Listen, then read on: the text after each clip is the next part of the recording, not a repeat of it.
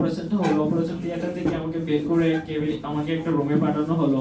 তখনই আমার কাছে নিউজ আছে যে আমরা যারা গুলিবিদ্ধ স্টুডেন্ট আছি আমাদেরকে আজকে রাতে গ্রেফতার করা হবে। এই আহত অবস্থায় গ্রেফতার করা হবে, মৃত্যু হতে পারতো।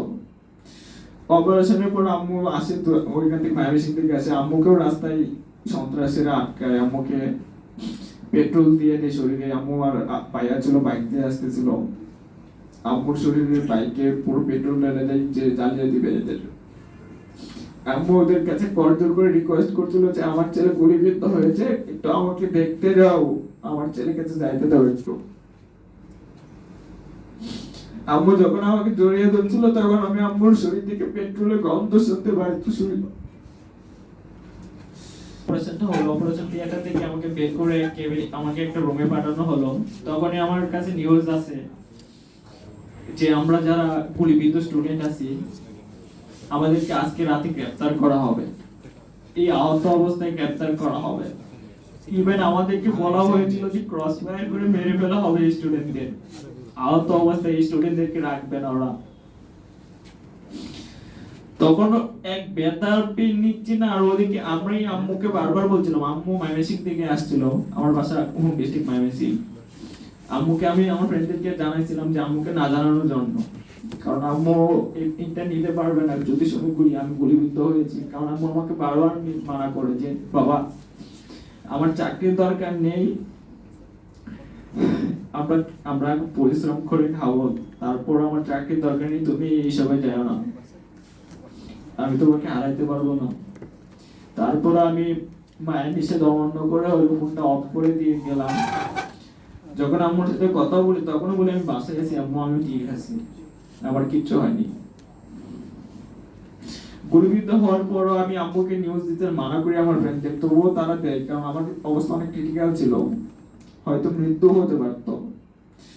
অপারেশনের পর আম্মু আসে তো ওইখান থেকে মায়ামিসিং থেকে আসে, আম্মুকেও রাস্তায় সন্ত্রাসীরা আটকায়, আম্মুকে পেট্রোল দিয়ে দেয় শরীরে। আম্মু আর পাইয়া ছিল, বাইক দিয়ে আসতেছিল, আম্মুর শরীরে বাইকে পুরো পেট্রোল ঢেলে দেয় যে জ্বালিয়ে দিবে এদের।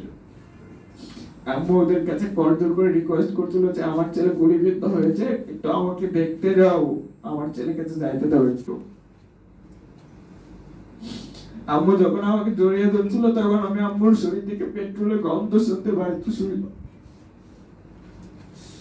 পেট্রোলের গন্ধ শুনে আম্মুকে জিজ্ঞেস করি তোমার শরীরে পেট্রোল কেন?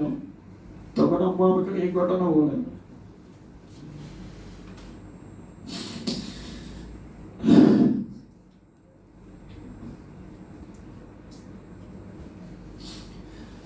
তখন আমি আম্মুর কাছে খবর আসে যে আমাদেরকে গ্রেফতার করা হবে এই অবস্থায়, যে আমাদের ক্রস ফায়ার করা হবে। তখন আম্মু বলে এই অবস্থায় এখানে তো রাখা যাবে না, এখান থেকে যেভাবে হোক পালাইতে হবে। ডাক্তারের কাছে গেল রিলিজ দেওয়ার জন্য, আমরা এখানে থাকবো না, ডাক্তার রিলিজ দিবে না। ইভেন আমাদের প্রটেস্ট করে রাখতেছিল যাতে আমরা কোনোভাবে বাইরে না যেতে পারি। তারপরও এখান থেকে যেভাবে হোক আম্মু আমাকে বের করে নেয়। আম্মুকে আমি বারবার বলছিলাম আম্মু আমারই তো অর্ধেক মৃত্যু, আমাকে নিয়ে আর কোথায় যাবা, ওরা মেরে ফেলো, তোমার তারা 3টা ছেলে আছে। তখন আম্মু আমার 2 গালে চড় দিয়ে বলে চুপ করে থাক বাবা, আর কথা বলছিস না। তারপর আম্মু আমাকে নিয়ে এইখান থেকে অ্যাম্বুলেন্স একটা ভাড়া করে নিয়ে ময়মনসিংহ চলে যায়। এত পরিমাণ ব্যথা ছিল, অ্যাম্বুলেন্সের গতি 10-20 এর উপরে হয় না, কারণ অ্যাম্বুলেন্স একটু নাড়া দিলে আমার পাটা একটু টাচ লাগলে ব্যথায় আমি কাতরাইতাম। যেখানে ময়মনসিংহ যেতে 3 থেকে 4 ঘন্টা সময় লাগতো, সেখানে আমার 7 ঘন্টার মতো লাগলো। ময়মনসিংহ মেডিকেলে নিয়ে যাই, কারণ ওইখানে আমার পরিচিত ডাক্তার আছে, আম্মু ভাবছে হয়তো কোনো কিছু হবে না। তারপর ময়মনসিংহ মেডিকেলে যাওয়ার পর দেখা যায় ওখানে দেখে আমাকে বলে এটা কানসুট ইনজুরি, ওকে মামলা দাও। সাথে সাথে পুলিশ কেস দিয়ে দেয় ওরা। পুলিশ কেস দেওয়ার পর ওরা নিয়ে পাঠায়, কিছুই করে না, আমাকে টাচও করে না অনেকে।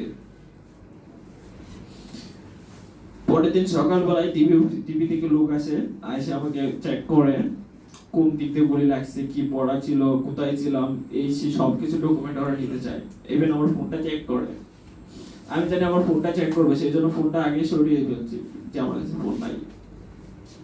কারণ আমি অনেক পোস্ট করেছিলাম এই সরকার বিরোধী, যদিও আমার বাবা আওয়ামী লীগ করতো, আমাকে বারবার বলতো এসব পোস্ট করো না, কিন্তু আমি এর পক্ষে ছিলাম।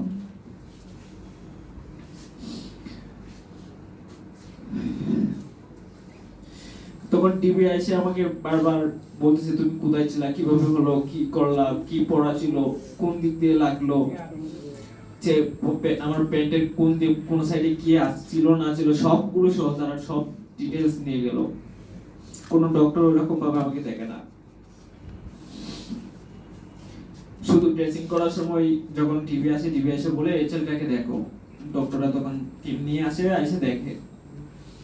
একদিন থাকার পর ওইখান থেকে দেখা যাচ্ছে একটু ব্লাড যেটা আসছে ওটা পচা ব্লাড আসছে ভিতর থেকে, কারণ ভিতর থেকে মাংসের টুকরা হয়ে একবারে বের হয়ে গেছিল।